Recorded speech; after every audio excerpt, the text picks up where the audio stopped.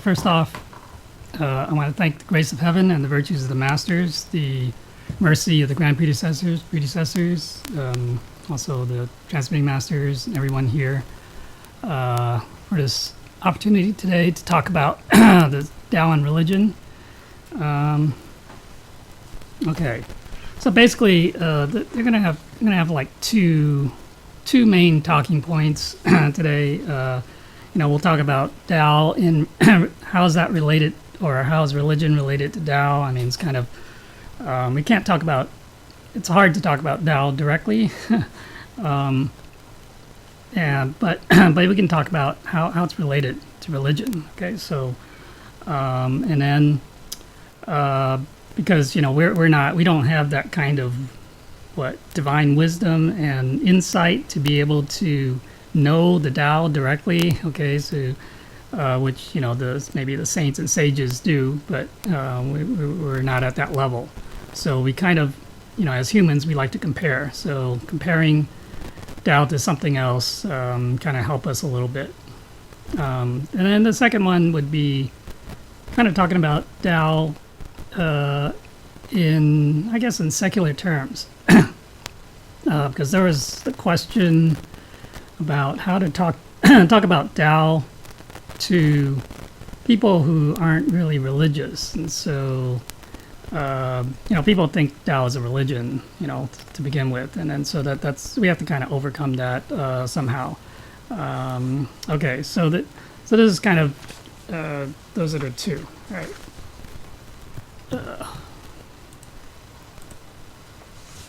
Okay. So what is the nature of Tao? Okay, so this is kind of like the high level view of what Tao is. First of all, I want to say that any kind of description or explanation of talking about Tao is considered to be expedient teachings. Okay, expedient means that it's there is whatever is appropriate. So there's no one way to talk about it. In other words, there's no one right way. There are many ways to talk about it because the Tao is beyond words, and therefore we can only use, different people will use different ways to talk about it, and that's actually, in religions, that's what you see in religion. And so, but no matter, what we can say about it, it's not complete. Okay, it's not the whole truth, the whole picture. You can't get the whole picture of Tao, right? Ultimately, we have to actually experience it ourselves to realize it ourselves internally. Okay, so it's not in the words. The other thing is we can't really quantify the Tao, right? It's not something that you can say, say there's a certain quantity applied to it. We can only talk about certain qualities or characteristics that, you can say are visible, or that we can sense or feel. Okay. Okay. So at the highest level, basically, it's kind of abstract. Basically, you can kind of divide it into three aspects, if you will. I mean, it's not. It would be incorrect to say, we can just split it up into three. That's not exactly right either, because it's really one. Okay, it's this oneness. But from our human point of view, from our ability to try to comprehend, we tend to try to analyze it, and so we'll kind of try to break it down into pieces that we can kind of understand. So you could say one aspect is we call the essence. You can say that's the truth. So this is maybe perhaps the most abstract. It's not something that we can see, for one, and then so. But okay, so these three are kind of roughly the way in Chinese they say Jing Qi Sen. Okay, so it's like these three different aspects or three different levels, if you will. But then this is kind of my translation, so other people might use different words. But so that first one, the essence, you can say it's like also the vitality or potential or say potential for life. And okay, so without this essence, there could be no life. In fact, there could be nothing. Okay, and then also as part of this essence, you could say there are principles. As part of that truth, if you will, there are principles, and which become like laws of nature, for example, in the phenomenal world, or they can be principles such as virtues in humans. Okay, because again, we have this essence as well. So, okay, and then the next one, I don't know, you can kind of translate as spirit or vital energy. I don't know. It's moral force. You can say it's the moral force or a conscience. So we have this conscience that kind of guides. It's what guides everything. Okay, and then the third aspect you can say is maybe the mind or the will. Okay, the will, that's the initiator, the force that causes actions, okay, to something to happen. So obviously, the Dao, because the Dao, it's let me see, it encompasses everything, right? There's nothing beyond the Dao. There's nothing that can before it, all right, and it is everywhere. So basically, the Dao is everything, or everything comes from the Dao. And let's see. Right. Okay. All right. So. Okay. So now let's kind of. So that was kind of a very high level, but see, these three, or kind of roughly these three type of characteristics apply to as humans, for example, having that the mind, the will, the spiritual, the energy, that applies to humans because we have that true nature or the Buddha nature, which is it's this Dao as well. It's the complete these three complete within humans. Okay, all right. Now, if we look at the nature of religion, well, religion is really it's a belief. It's based on some belief or faith in things. Okay, well, basically, there's usually I'll say there's a creator or a supreme being. Sometimes, and maybe in the ancient past, before the religions that we normally talk about, they basically people kind of revere and worship Mother Nature, basically nature. Okay, so they probably they may not have had the concept of some being, but they view nature as that, as like the mother of everything. But that's similar. Okay, and of course in the Book of John and Bible, right, says in the beginning was the Word, and the Word was God, and the Word was God. So this is the view of basically. So Dao. So in this case, you say then God is the equivalent, or Dao is the equivalent to God. In Christian terms, or in most religions, I guess you can say that. All right. So but as part of religion, we tend to anthropomorphize or to personify these God. Okay, as we kind of give it. Basically, what that means is we give God some characteristics or qualities of like being like a human being. Okay, so that's humans, add that kind of thing. I mean, that's what humans do. Okay, so obviously in the religions, they kind of tend to do that, and so that's really not. So that's not really the true. Description of that's not a true description of the Tao or of God. All right. So and then there's also belief in some that we have this soul or a spiritual nature. So that's generally true for most religions, right?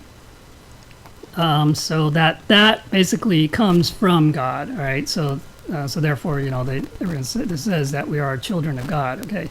And then religions also is really the knowledge and the teachings and the practice of the sages and prophets. Okay, so religions, they came about because through these teachings, through the teachings of these sages and prophets, right?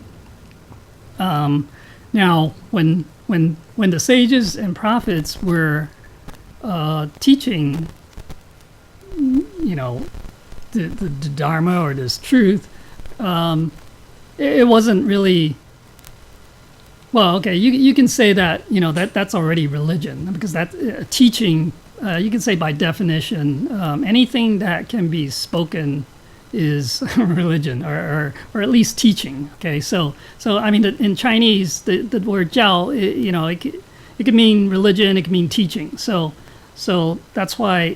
So it's teaching would be a little bit broader. In the Western view, religion has kind of a certain connotation.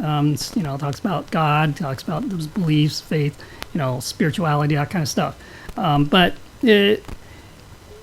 some religions don't emphasize that. If they talk about it at all, and so that's not necessary. Okay, but then later. Okay, so later on, then these teachings are codified and they become.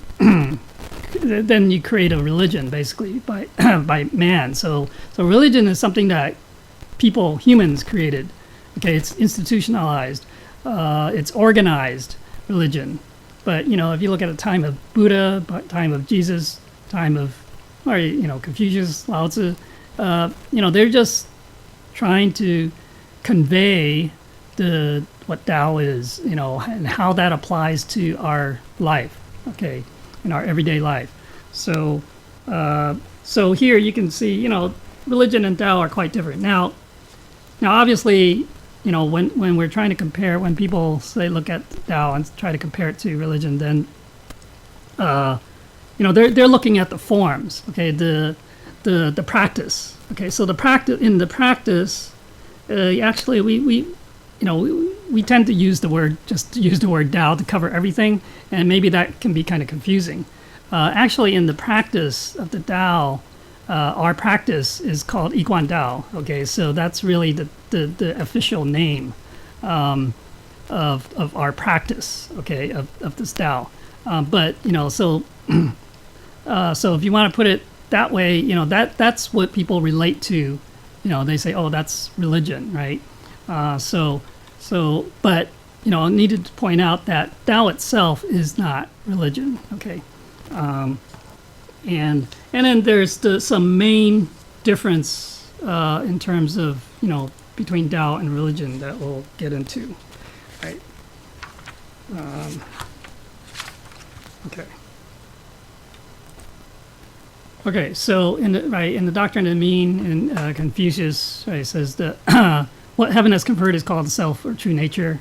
Right, in accordance with or following the nature is called the way of, the way of Dao or whatever, and then that's essentially following the conscience and the moral principles. Okay, so and then cultivating the way of Dao is called the practice or religion. Okay, so and so this is kind of also where you can see the kind of the relation where religion kind of fits into this. Is kind of mostly the practice, and you can say the teaching of it, and the practice. So that's the level of what religion is about. And then, but the other stuff, the self, that true nature, that's the Tao. Okay, and then following that true nature is the way, which basically is also the Tao. But it's so the first one's like the essence. The second one is the way, which is you can say is kind of implementing or following that to get to that essence. Okay, so but those you can say those are parts of the Tao. Okay, and all right. So religion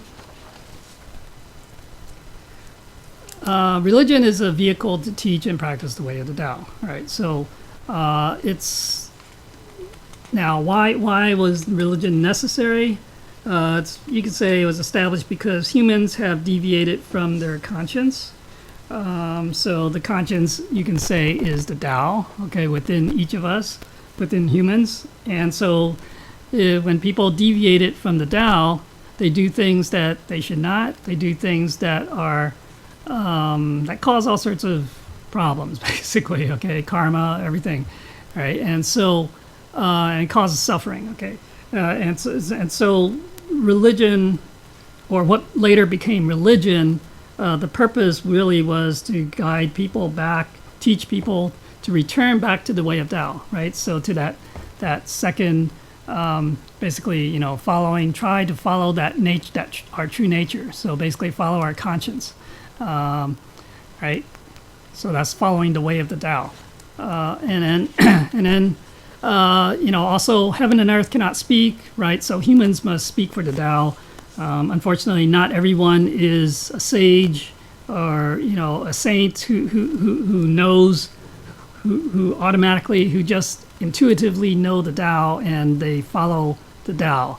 Okay, so we are all too, because you can say we've been too corrupted or defiled by this in this material world through who knows how many cycles of rebirths, that we're totally lost. Okay, so we've kind of forgotten the way of the Tao, and so certain people, they're you can call them messengers, prophets, sages, whatever. They have a mission. They come into this world to try to guide us, try to get us back on track. And then in religion, the practice still kind of relies on the dogma, the tenets, the precepts defined in the religion. Okay, so these are, unfortunately, the dogma. Dogma is basically saying that, these are the truths.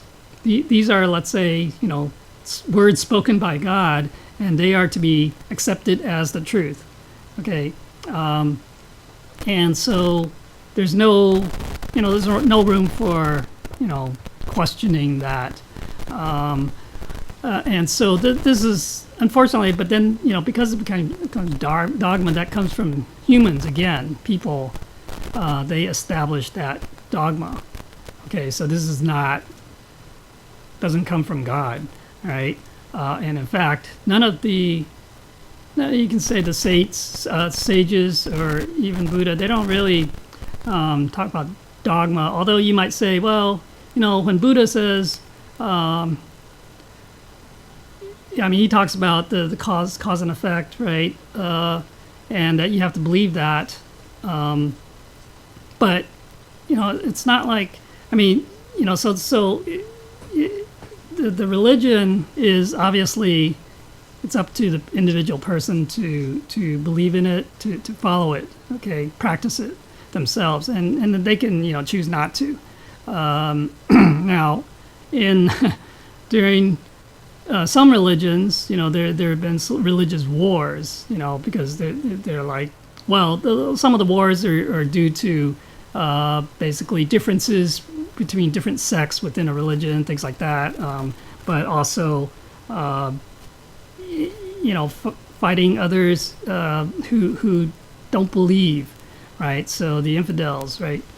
So this is, but that's already that's not the way. That's not the truth. That's not the way of the Tao. That's not what God had really intended. Okay, so these are all human actions and based on human ideas and biases and interpretations. It's not really the truth. Okay, so there's some problems with that. Although you can say that a lot of the precepts, those things, principles, some of the principles that they follow, they are the true principles, and the precepts are correct, or they're right from you can say a moral standpoint, from our conscience. They are agreeable to our conscience, so those are correct. It's just that there's kind of more. There's missing. What's missing is the true understanding of what it is that we are. Why are we practicing this religion? What's it for? Okay. All right. All right, and then so now back to the characteristics of Dao. Then there is something called the mandate or authority held by God. Okay, so we talked about this mandate in a few classes ago. That this is something. The mandate is like the will. You can say it's the will of God, the will of whoever. I mean, we use God here, but it's that this Dao, if it's to be propagated, there is this mandate for it to be propagated. Okay, if there's no mandate, then it won't be propagated anymore. Okay, so the propagation with the mandate is discrete and limited in time and place.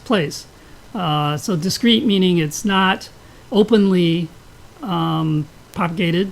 So it's not like we advertise, say here, come and receive this Dao. We don't do that. It can't be done that way, right? And it's really through their affinity. If they have that affinity, then they can receive this Dao. Okay, so and then again, limited time and place. So wherever that mandate is, then you have maybe there's the opportunity to receive the Dao. But if the mandate is not there, then you won't be able to. Okay, so and then cultivating what we're cultivating in the Dao is wisdom, that divine wisdom, and basically virtues, merits, if you will. The merits really are become part of our virtues. Okay, and really the ultimate goal is when we do it right, we learn and we practice, we cultivate right. Then we can transcend this cycle of birth and death. Okay, and basically, where we go after that is to what we call this heaven of truth or the absolute heaven. Okay, and also if we do achieve that goal, it benefits our ancestors and descendants. Okay, so that's something in this Dao, in the cultivation of Dao. In the religion, they again, this was also mentioned before, the mandate or authority is held by people, especially since there's no more. If they have no more mandate, okay, you can tell then that it's by people alone. So that people have that authority. Only humans have that authority. If you look at like in Christianity, after Jesus had the mandate. Now he supposedly passed it on to Peter. Did Peter pass it on to anyone else? We don't know. But later on, it got to where it became. Christianity became like the official religion of the Roman Empire, and the Roman emperor or king, emperor. I mean, he.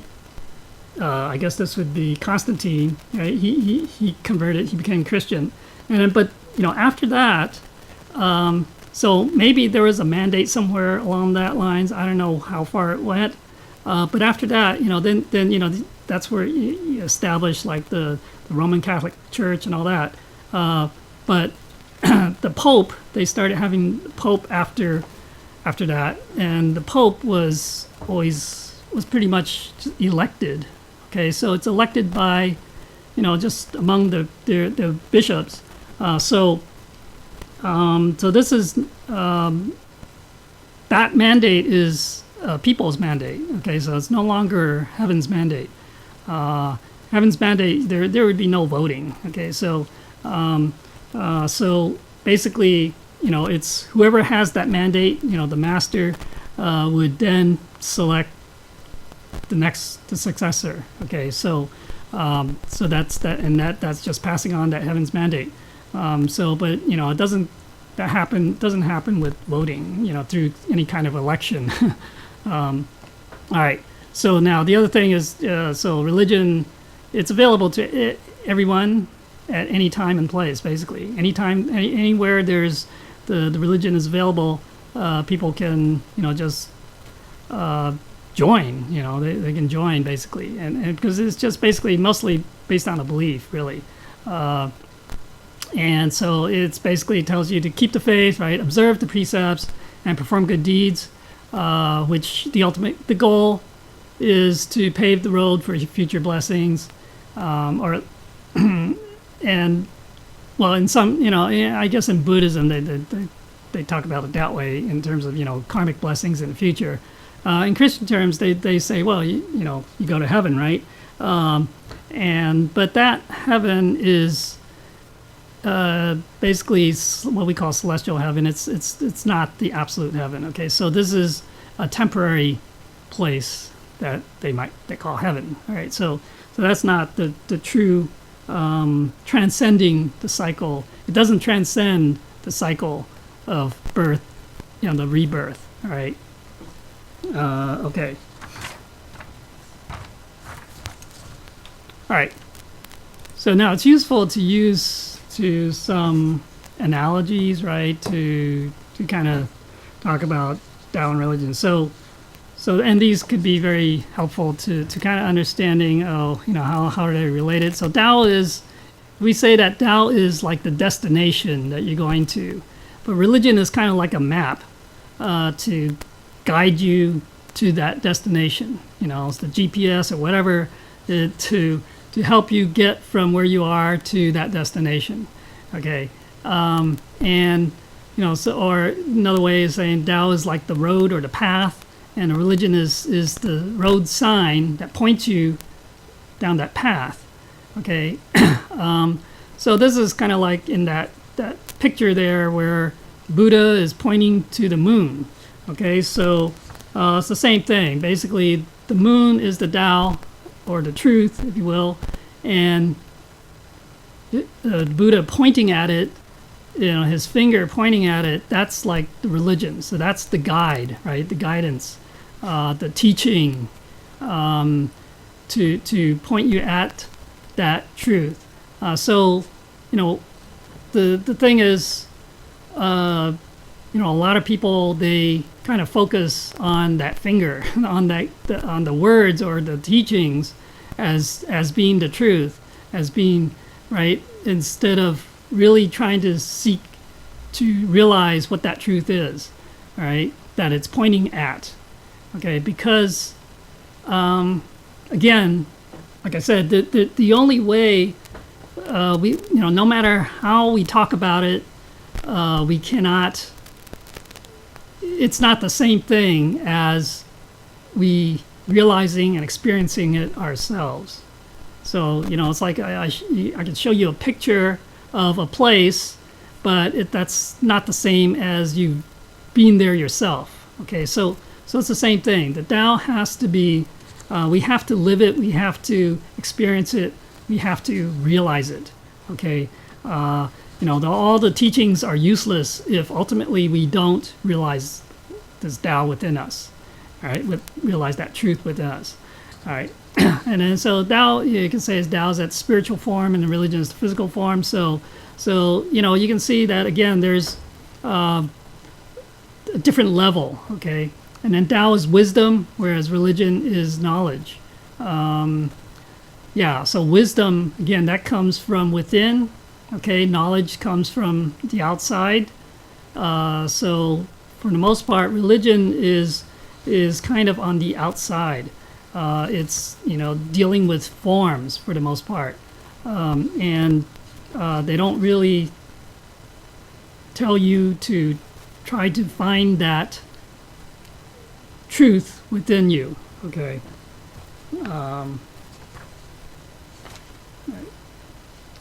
Okay, so another way to talk about it or use the analogy is a tree, right? The Tao, you can say, is the root of the tree, and the tree has, well, it's got branches. And so you can say the branches can represent all the various religions.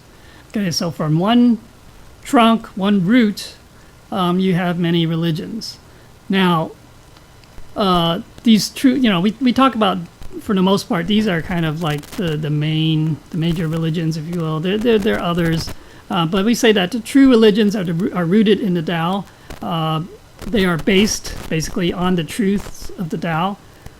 There are other religions, that claim to be religions that are not really based on this same truth. Or so, for example, there's a very modern religion called Scientology, which,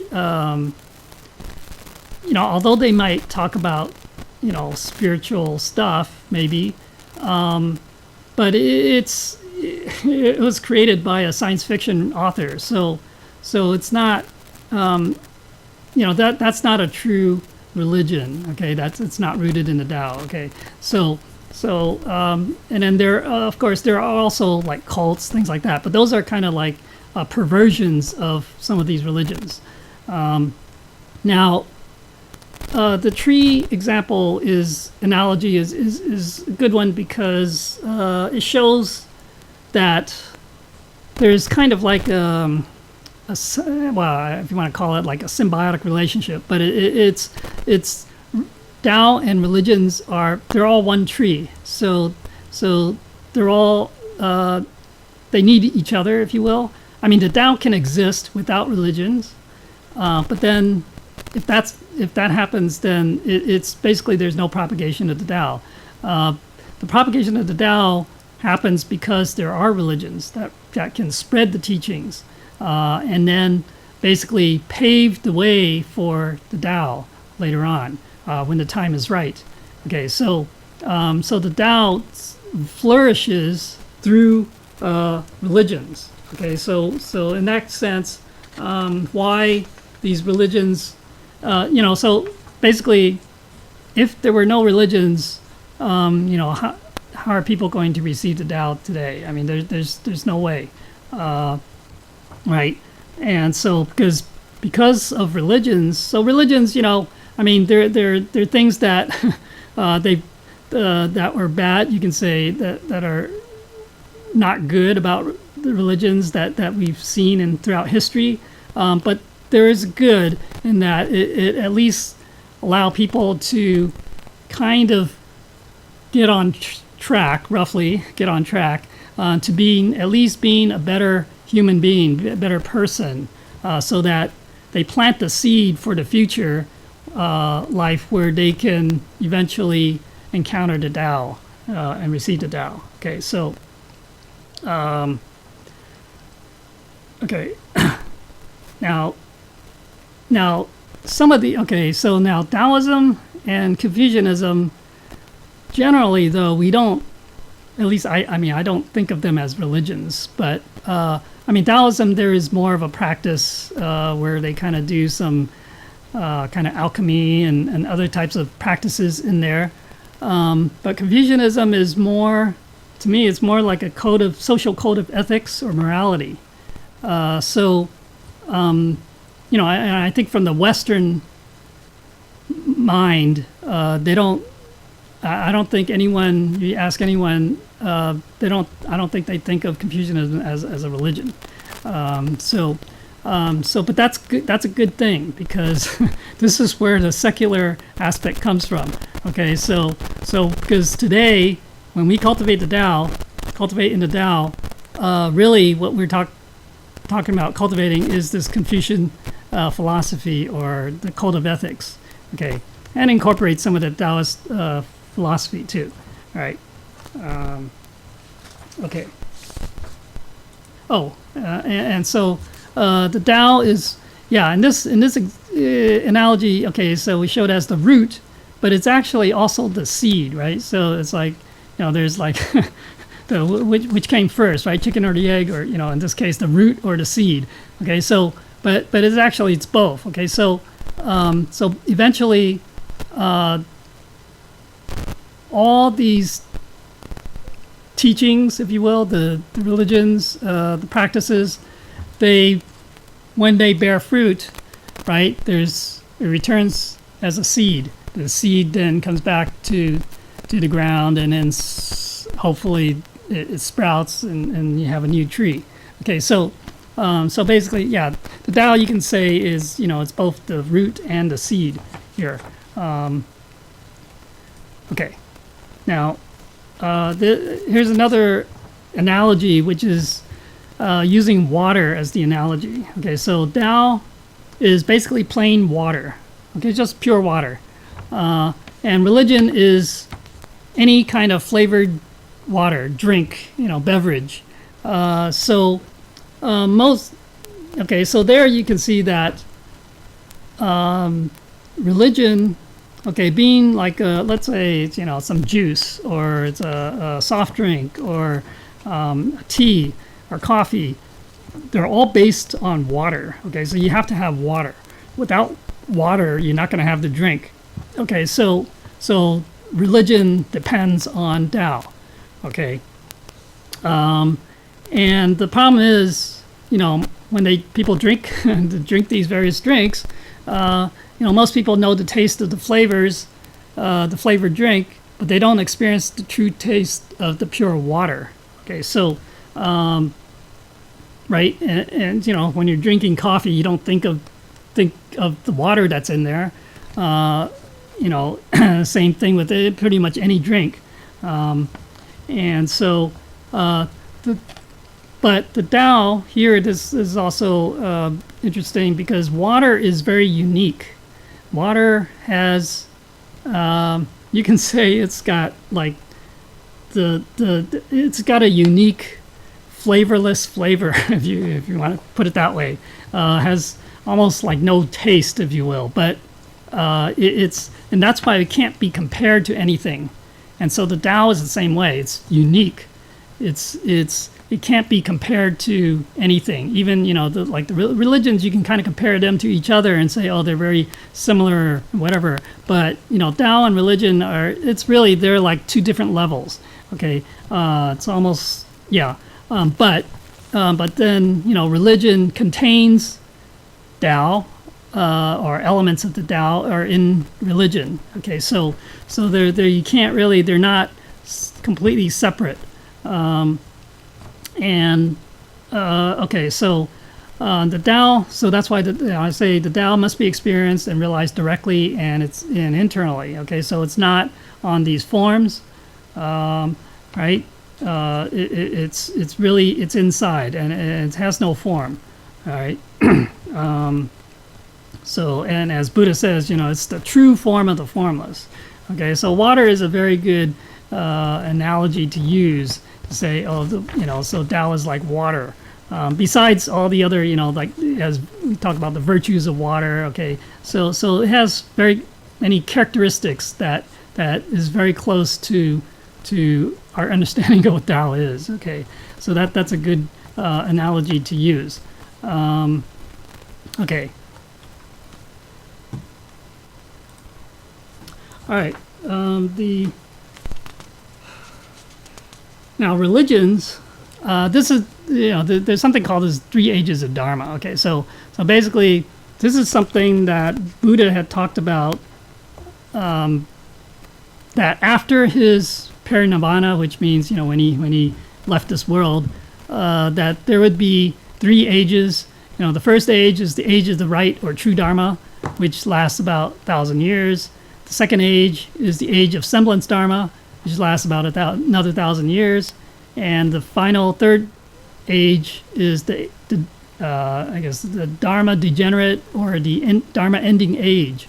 And that's roughly the following 10,000 years. This is kind of interesting. This is, okay, so basically, although he was talking about, Buddha was talking about, his followers, okay, his basically, what would become Buddhism. But you can say that these 3 stages, or these 3 ages, apply to any religion. At the beginning, they all start off with the true Dharma, the truth, okay? And because they had the mandate, okay, in the beginning.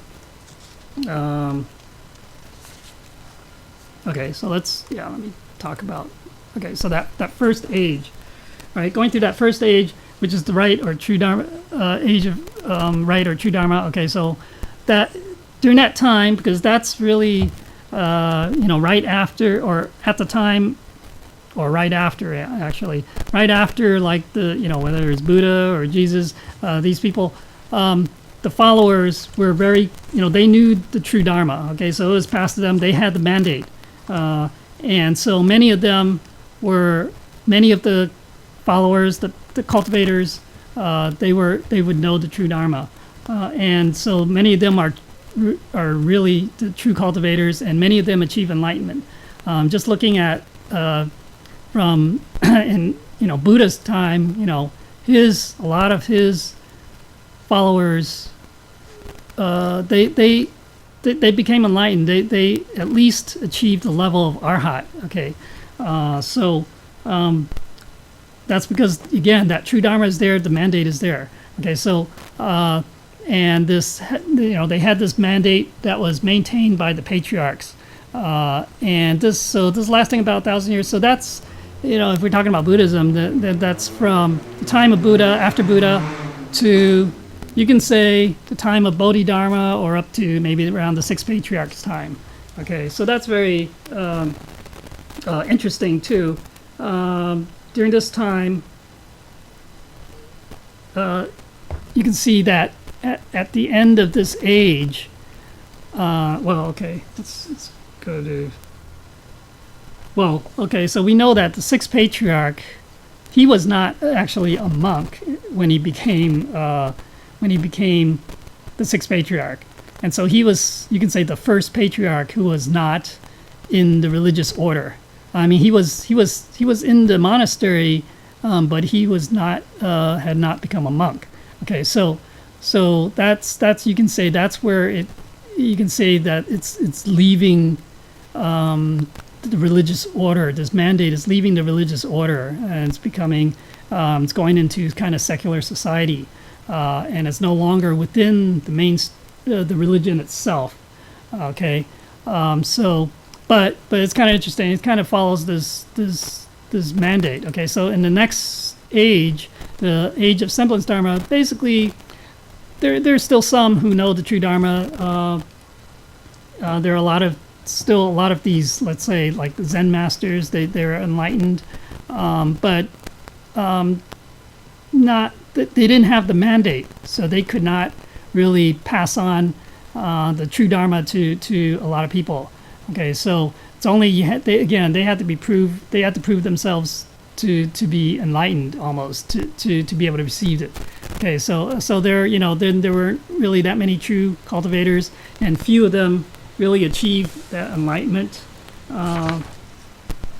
Okay, and so as we just said, heaven's mandate kind of left the religious patriarchy. So after the sixth patriarch in Buddhism, I mean, I can't really talk about, like, aside from Peter, in Christianity, I don't know we don't know much about what happened after that. But in Buddhism, after the sixth patriarch, there were other, you can say, the Zen masters,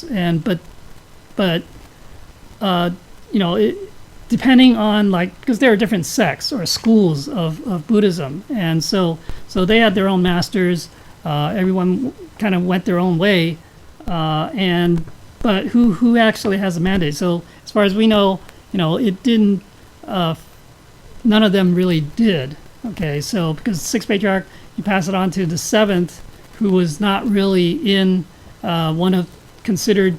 Either seventh or eighth, where they're not really in this Buddhist patriarchy. Okay, so that's, you can say that it kind of lost there, and so now but cultivation during this time there seemed to be more focus on the external forms, so like external merits. So so Bodhidharma, right, coming to China, and at that time he meets Emperor Liang Wudi, okay, so of the Liang dynasty, and so the emperor he builds all these monasteries and temples, and he supports the Sangha and everything, and so, but he's seeking merits, and so Bodhidharma told him he has no merits, right? So basically, that's kind of what the common practice was, is to kind of do all this forms, create these. It's kind of showing on the external, but there's no internal cultivation. So that was kind of characteristic of that time.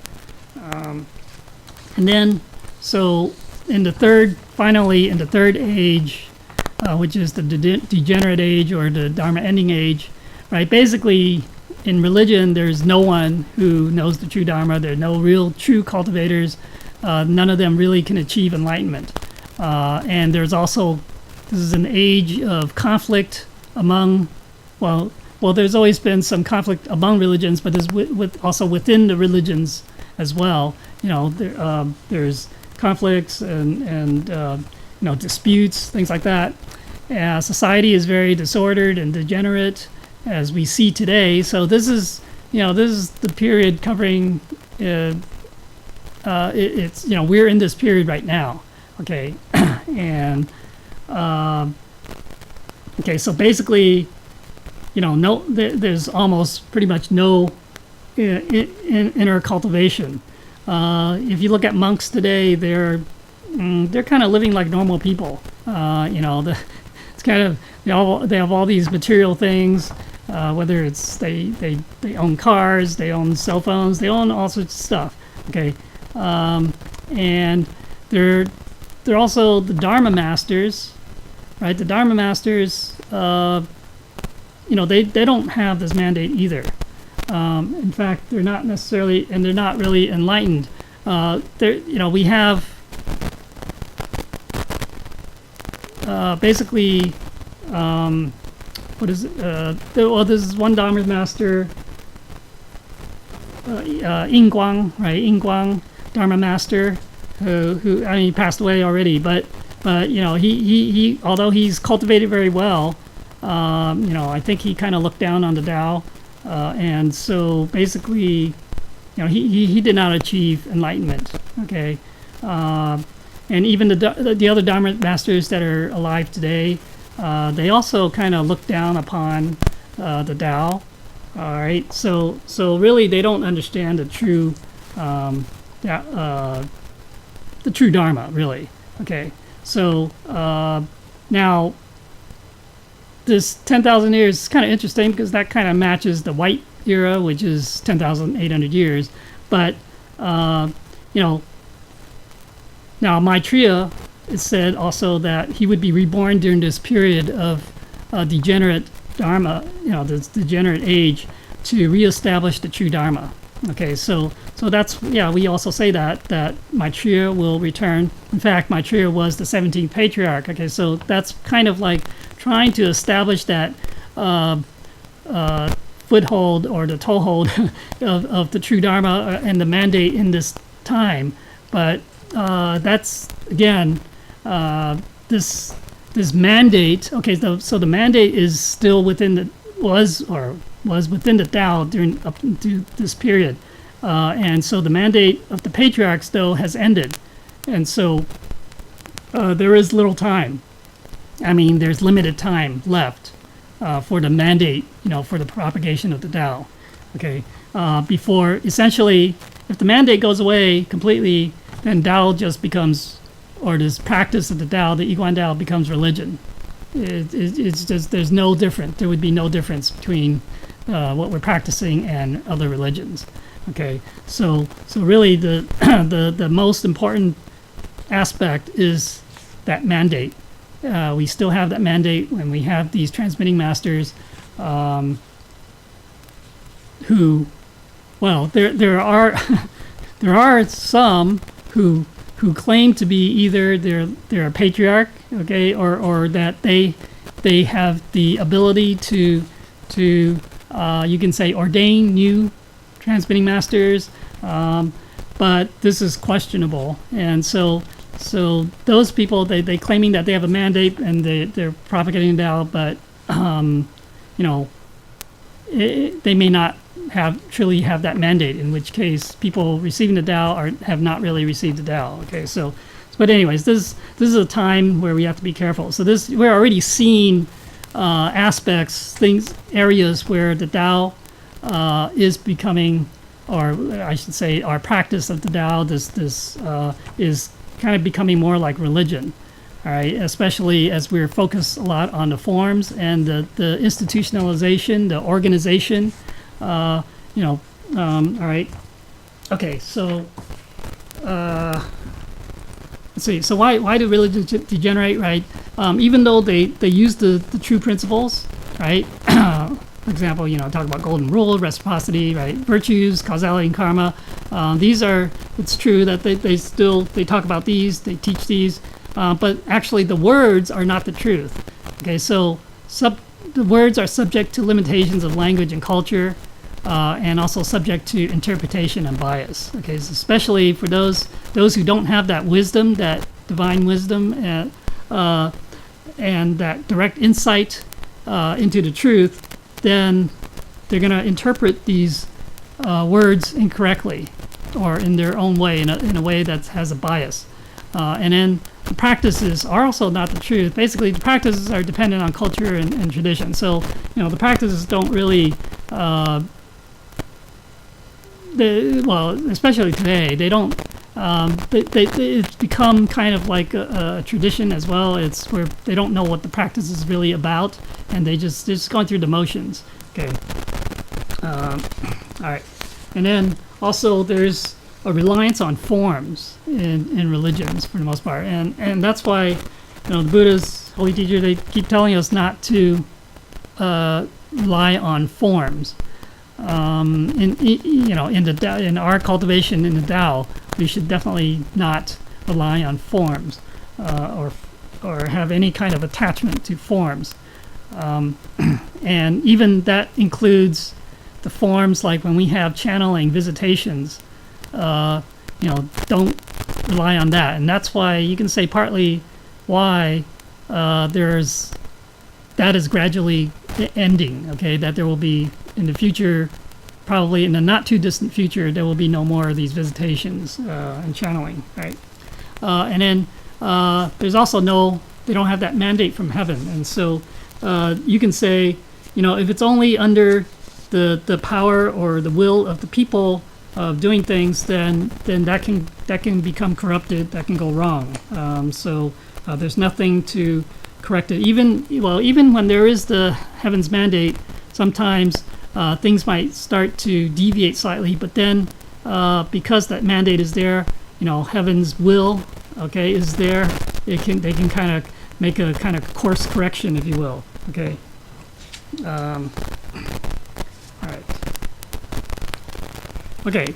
So now, basically, I'm going to talk about.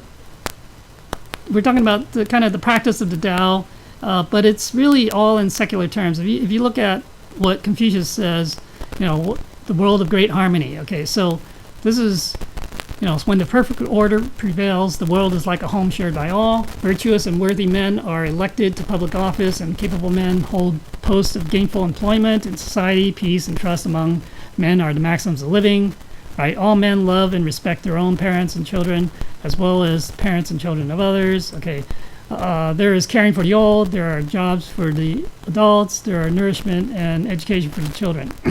There is a means of support for the widows and the widowers, for all who find themselves alone in the world, and for the disabled. Right? So every man and woman has an appropriate role to play in the family and society. A sense of sharing displaces the effects of selfishness and materialism. A devotion to public duty leaves no room for idleness. Intrigues and conniving for ill gain are unknown. Villains such as thieves and robbers do not exist. The door to every home need never be locked and bolted by day or by night. These are the characteristics of an ideal world, the Commonwealth state. Okay, so this is Confucius' ideal of what a world of harmony is.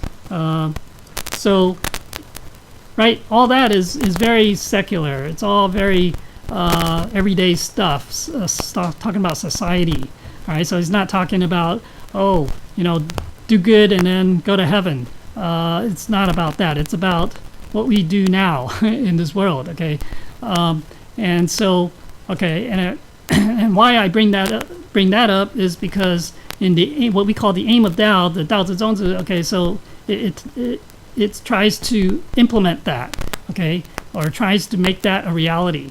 So it says to respect heaven and earth, to follow the ways of the saintly, to love all nations and act with loyalty, to have a sincere character and to esteem the proper behavior, to be filial towards parents, to uphold teachers, to trust friends, to be harmonious with neighbors, to transform evil into good, to elucidate and understand the 5 cardinal relationships and the 8 virtues, right, to spread the profound truth of the saints of the 5 religions, because actually the profound truths that they're talking about is the Tao, is the ultimate truth. Okay, so we're not talking about the religious aspect of it. Okay, so to scrupulously abide by the 4 pillars of ancient conduct. Okay, to purify the heart and wash away anxieties, to utilize the forms like to cultivate the truth. Okay, so this is we live in a material world, and everything is even our body is false form, but we have to use it to cultivate what's true, which is what we can't see, what's inside. Okay, to restore the original self to its original state, to bring out the highest compassion and conscience that is within each of us. All right, to become established and help others to become established, to achieve and help others to achieve, to draw peacefulness into the world, to transform human hearts into good, to bring about world unity and harmony. So, so nothing in there talks about some afterlife or transcending life and death or going to heaven. None of that. So this is you can say it sounds very secular. Okay, so but this is really the practice of Tao, the aim of Tao. That's what it's all about. So if you're talking to people who are not religious, yeah, this is what you would tell them about. This is what Tao is about.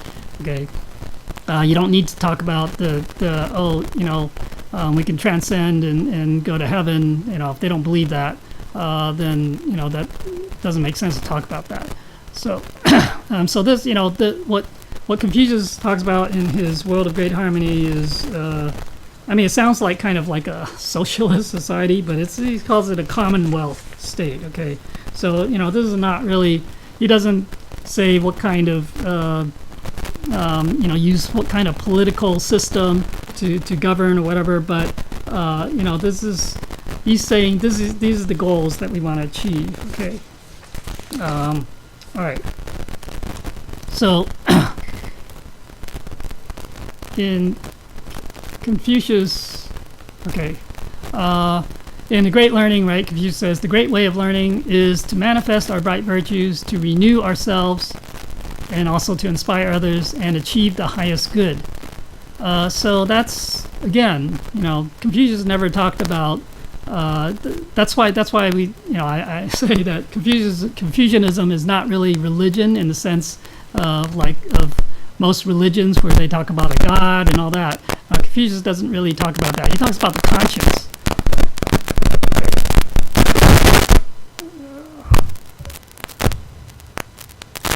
All right. And then so this I think last week showed this thing, but basically in the Great Learning. Again, it says these are kind of the steps to achieve that, this cultivation. So again, this is very, secular. It's very practical stuff. Has nothing to do with what most religions what you would associate with other religions. Okay. All right. And then,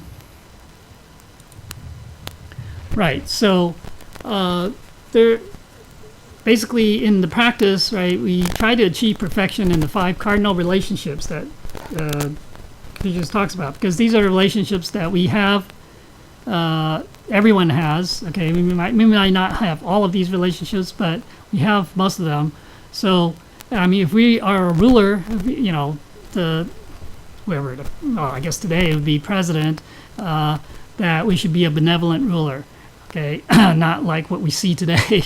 Examples, where the autocrats are, kind of more like dictators. That they want to be like dictators, but that's going against the Tao, going against this way. Okay, so and if we, as a worker, for example, or you can say a subject, or a citizen in our case, but basically be a dedicated worker to fulfill our duties, whatever our duties are, our civil duties, civic duties, all these duties that we need to fulfill, and also show loyalty. Okay, and then as a parent, should be a kind and loving parent towards children. Doesn't mean that we don't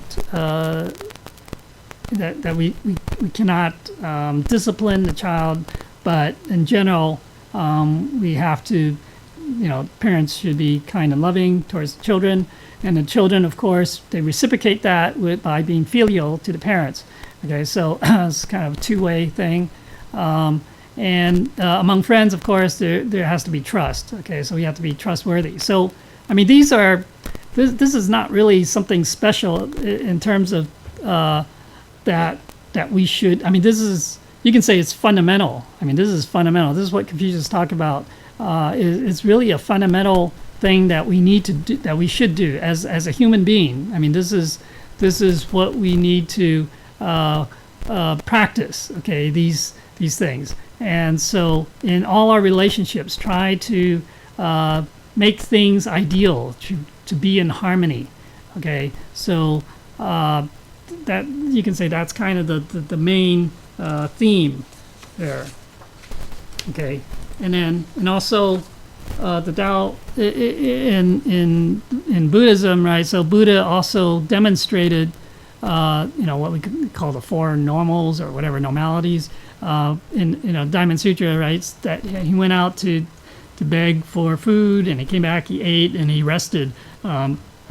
Basically, he's showing that the practice it's very normal. Okay, it's an everyday life. It's common, it's ordinary, right? It's regular and it's routine. Okay, we don't have to spend so much time on a certain thing. I mean, it's when it's time to sleep, we sleep, right? It's very genuine or natural or sincere, if you want to say, and everything is just plain and simple. It's not. We don't seek anything extravagant. So again, this is really the this and where Buddha is not using words but using actions to teach, to say, to demonstrate what the Tao is, and also the flower sermon where he's just holding a flower up to his face without saying words, to demonstrate what the Tao is, right? Okay.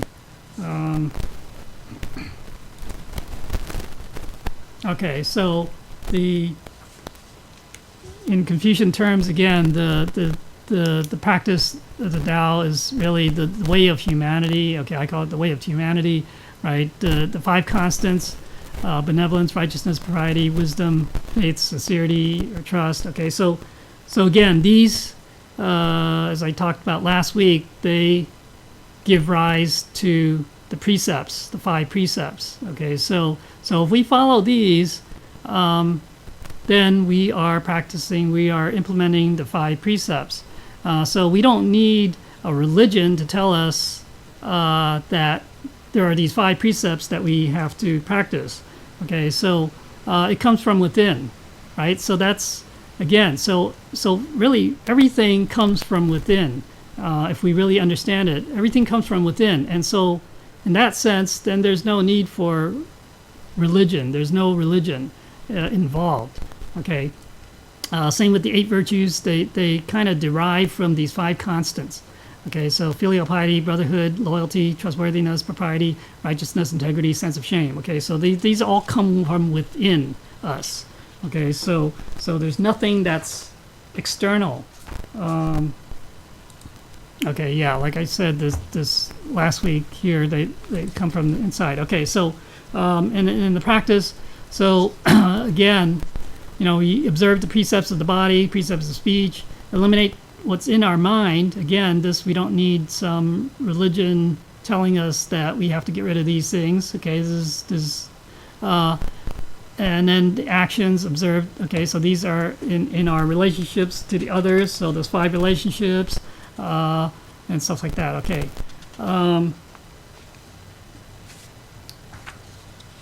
Okay, so in the secular terms, right? So the Tao, it's talking about that true self, or that our true nature, that self nature within us. It's our essence. Okay, so that is the essence. Now, we don't have to use the word soul, because that implies kind of religion, because religions, they use that. But you say there's this essence within us, and that essence is what gives us this conscience. All right, the conscience. And from that essence also, we have these qualities called the 5 constants, and that's from which all our virtues can be manifested. All right.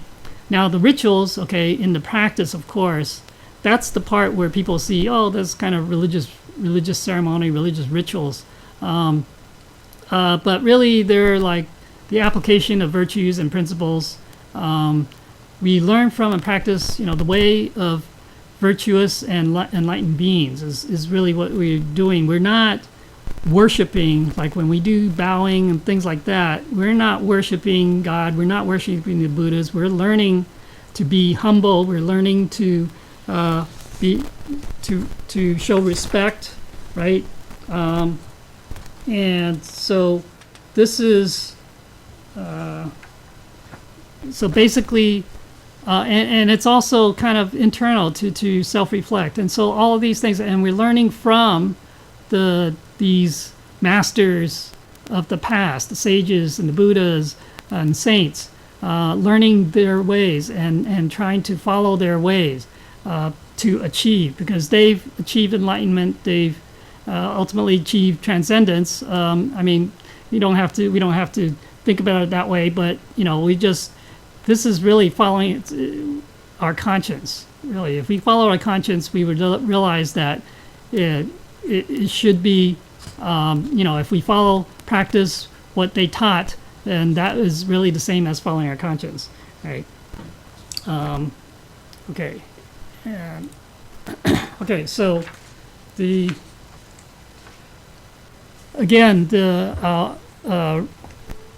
emphasize again the analogy of that Dao is plain water, whereas religions are the flavored drinks. So water is the basis of all beverages, and therefore, even in the religions, there is, or at least once was, the Dao in terms of like the mandate, and they still may have some of the principles.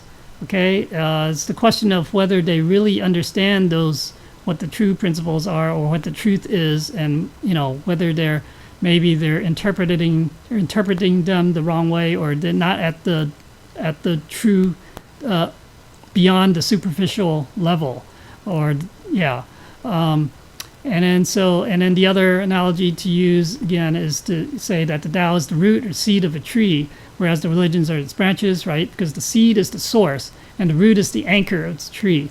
But the branches and leaves are also needed for the tree to flourish. Okay, so in this sense, we cannot look down on religions, because they serve their purpose. Okay, they have a purpose.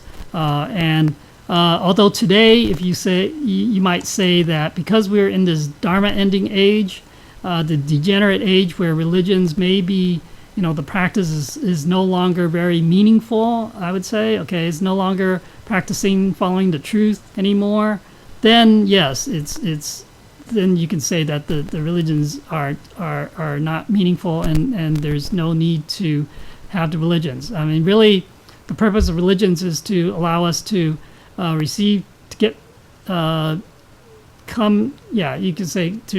Tao, and that time is now, where the Tao is openly propagated, and so during this time, if you will, you really don't need religion, but there still are people who are not. You can say that they don't they're not ready yet. And so for them, religion might be the right thing still, that they still pursue that. And so, we can't fault them for that. It's just, that's their karma and affinity. And so, so religion still serves a purpose. Unfortunately, it's kind of deviated a lot from the original, today. So practicing, cultivating a religion today is not. There are very few people who can really truly practice it well. Okay. All right, and then also, you can use the analogy of the pointing, the Buddha pointing the finger at the moon, saying, "Look at the moon, don't look at the finger," right? But again, people are still stuck on the forms. They're looking at, or they're looking at the teachings, but not really understanding it truly. Not deep enough to get to the real truth. Okay. All right. And okay, so the Tao is it's intangible, right? Because it's got this heaven's mandate, which is really the key, and there's that mind-to-mind transmission. There's from the flower sermon, right? So Buddha says, "I possess the true Dharma, the marvelous mind of Nirvana, the true form of the formless. Subtle Dharma gate, not found in words, but is a special transmission outside of the scriptures." So although what Buddha transmitted at that time as a mind-to-mind transmission was of the mandate for, the patriarch, but this is basically it's the same thing. There's this mind-to-mind transmission when we receive the Tao. Okay, so. All right, so that's something that we don't see, right? We don't see that, and so we have to be careful not to degrade Tao into religion if we focus too much on the forms, on this tangible stuff, and the most important aspect is intangible. And so our grand predecessor, right, Lao Tianren, right, he says only the point transmission is the Tao. Everything else is religion or teaching. Okay, so he said it very bluntly, says that really only during the transmission of Tao, when we receive the Tao, that's the Tao. Everything else is, for all intents and purposes, is religion. And that's what people see anyways. People see that and say, yeah, this looks like a Buddhist temple or whatever, the practices might be a little bit different, but for the most part, and we all use the various teachings from Buddhas and whatnot. So from their perspective, from their point of view, they see it. Yeah, they you can't blame them for seeing this as religion, because that's all they can see. They don't see this intangible receiving the Tao. So in a sense, there is, for those who have no faith, it's very difficult. Okay, because there does require some amount of faith to kind of get over that gap, get that obstacle, if you will, of what they see, of the forms. Okay, and then I'll mention this is what Grand Predecessor had said. Okay, says from. Okay, in the Tao, right, we don't discuss politics, right? The Tao community or Tao society is not an organized body of people. The Tao comes from nature. It flows when it can, and it stops when it can't. Okay, it's very natural. It is not controlled by individuals. We respect the holy teachers, appreciate the Tao, follow the guidance on self-cultivation. That's all there is to it. Matriarch once said, ever since the ancient times, through all patriarchs, it had never been registered with the government.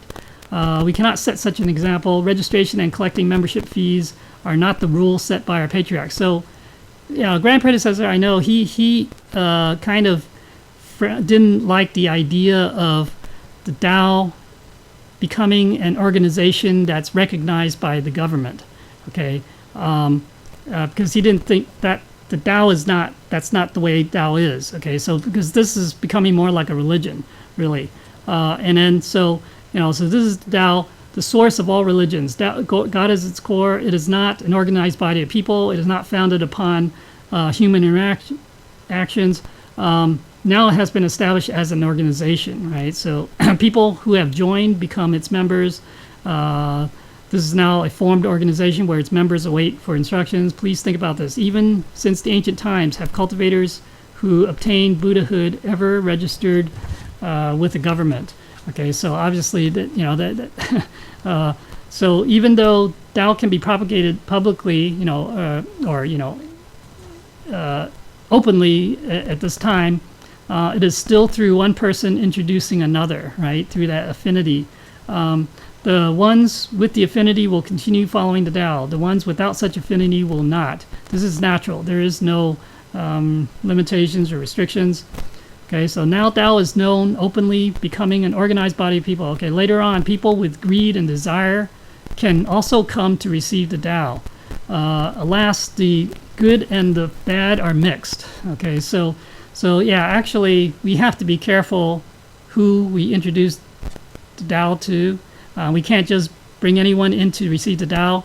Like Grand Predecessor said, then in the end, you're going to have a temple full of, you're going to have these members, you have some good, some bad. Okay, so then what is, that won't be good. Okay, so it is God's intention for Dao to be propagated publicly so it can create a harmonious world. That's the principle of Dao. Becoming an organized body of people, though, with a religious title, is the starting point of the comparison with other religions, right? That is not God's intention. That is against the Tao's purpose. Okay, people consider carefully. The most important thing is to follow the principle of Tao and to fulfill one's vows. Okay, so those are words from the Grand Predecessor. So again, yeah, we have to be careful not to degrade this Tao into just a religion. And so we have to be very mindful of that.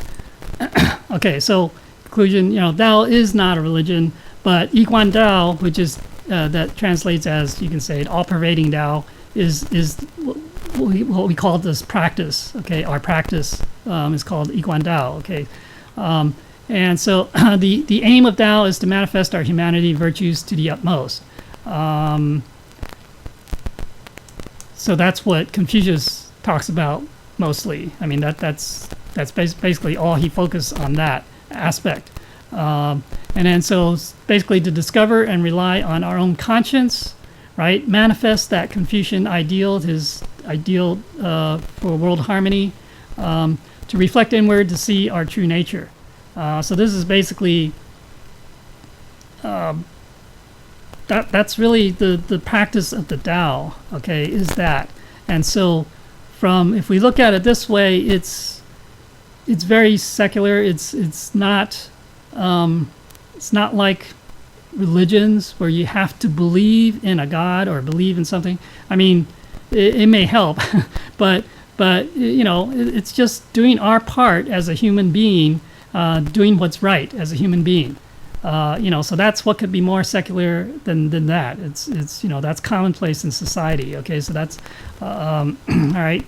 So that's if we're talking to people who are not religious, or actually even if we're talking to people who are of a religion.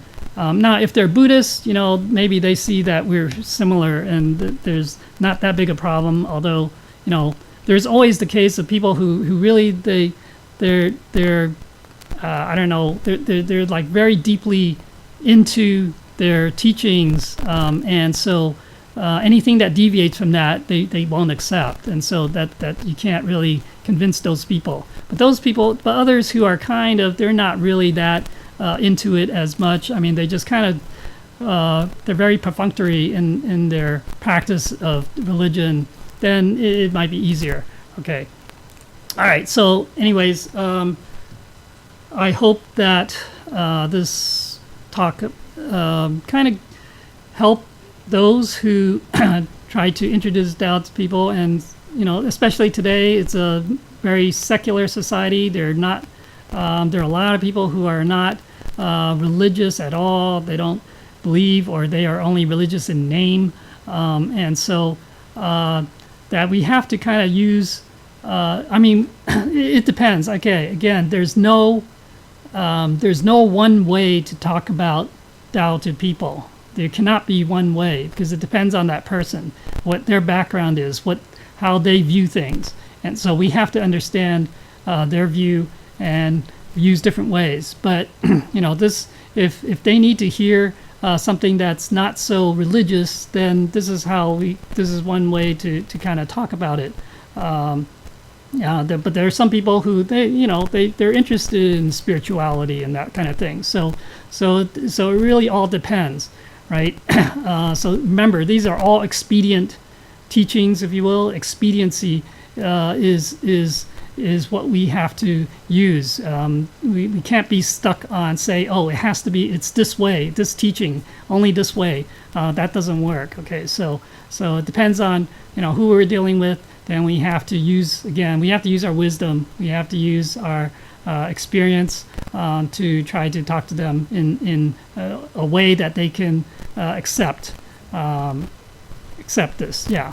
Okay. So that I asked the Buddhas for forgiveness if I had said anything wrong or not satisfactorily, and I asked the transmitting masters and lecturers for their corrections.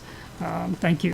Yeah, I mean, cultivation, well, it's a practice, okay, so it's, right, it's not, I mean, if we, it's not like saying, oh, you received it out, you can go to heaven, that's it, okay, so, no, it's the practice, the cultivation, yeah.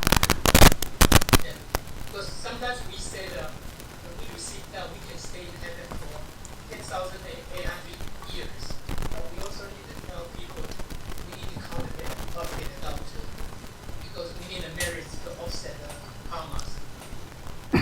Yeah, I mean, if you want to talk about that, yeah, I mean, but, like what I was saying earlier about this secular stuff, what Confucius talks about, if you just do that, then yeah, you don't have to worry about where you're going. You're going to go to the right place. Can bring people of other religions into the temple.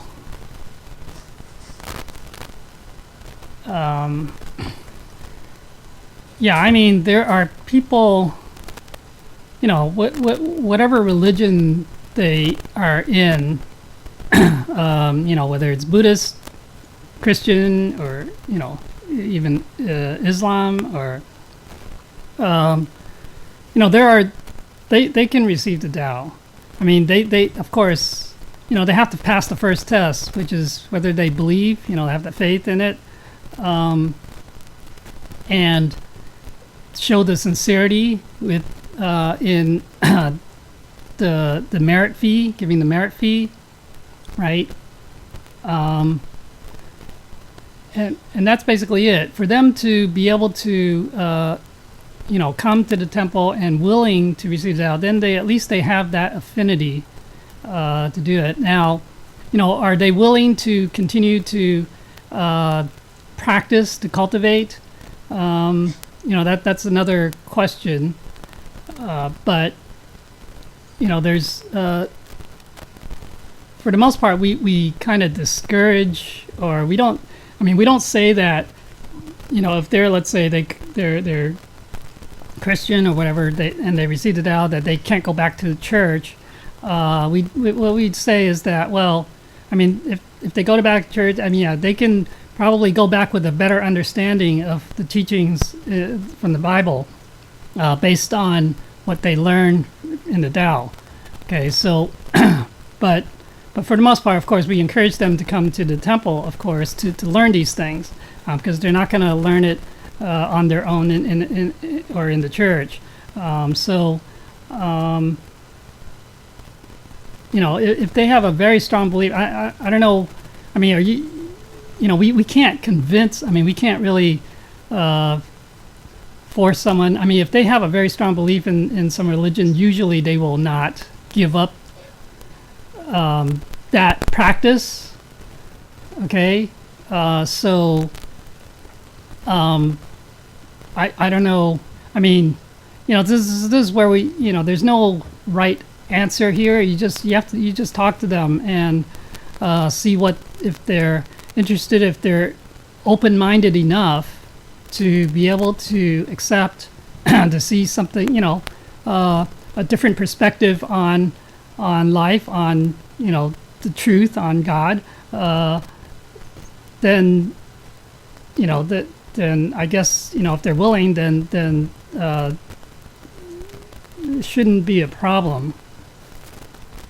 Yeah, this is more. There's one point Holy Teacher did talk about. The reason we encourage people to come to the temple after they receiving Dao, because we can see how they cultivate, and also are they on the right path on the cultivation or propagation of Dao. So at least we can see how they do it. So if they don't come to the temple, we do not know how they cultivate, the right way, right path. That's how we teach them. Qigong Buddha mentioned it before to the mental members and transmitters.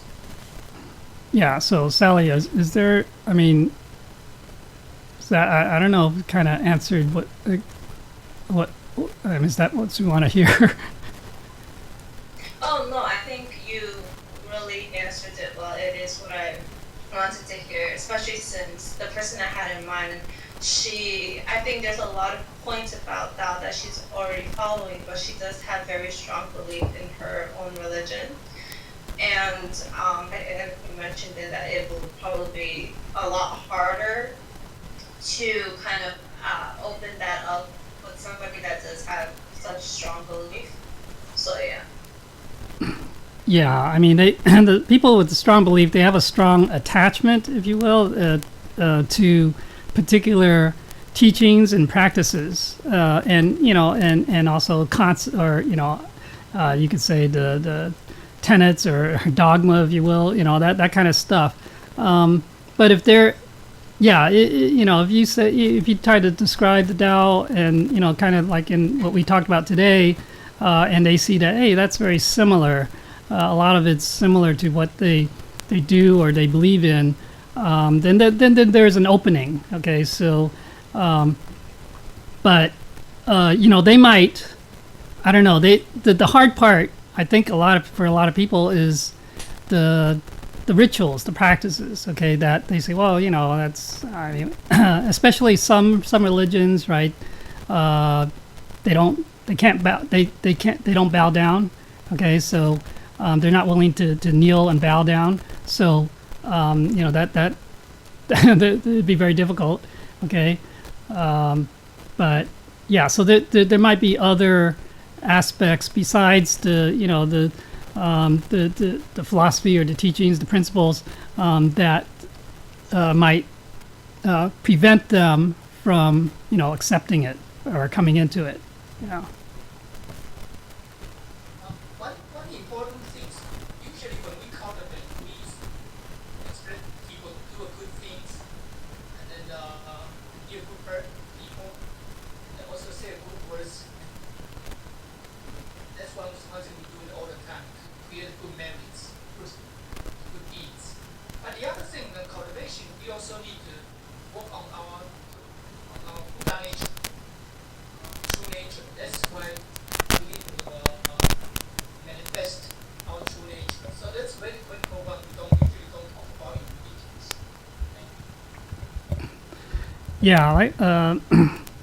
Yeah, I guess maybe I didn't really mention that here, but religions, they don't really get to the root of the true nature, the true self, they give you all these precepts, these commandments, whatnot, and it's all, like I said, it's all external, but they don't really explain that it's internal. Really, it comes from inside our conscience, and so people don't. They're basically following. They're practicing without truly understanding and knowing, and so there's no. You can say that they don't have that kind of foundation, and it can be kind of a shaky foundation where if it's just based strictly on the external stuff, the forms, the practices only. And that's why it's very important. Holy Teacher says, we have to understand the Buddha nature. So we have to, basically, learn about the Buddha nature and practice that. So that's really kind of gets to the root of our being, the core of our being.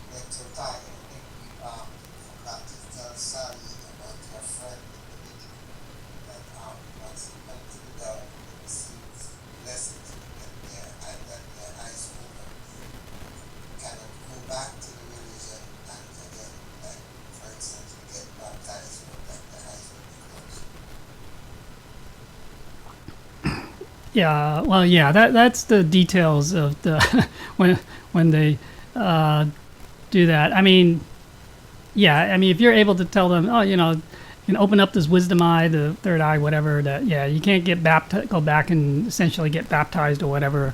That could kind of, and it's basically. Well, this is one area where it's they may not be able to accept. It's like, well, you're accepting our holy teacher as their teacher, okay, and you can't really have two teachers or two masters, if you will, and so you have to choose one or the other.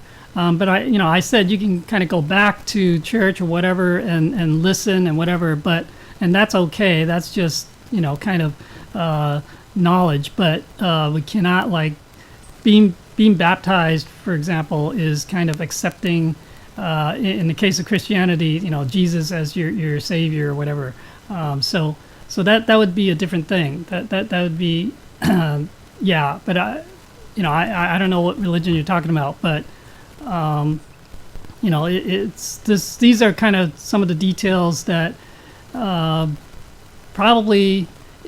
My guess is that it's probably best for these people who are very religious to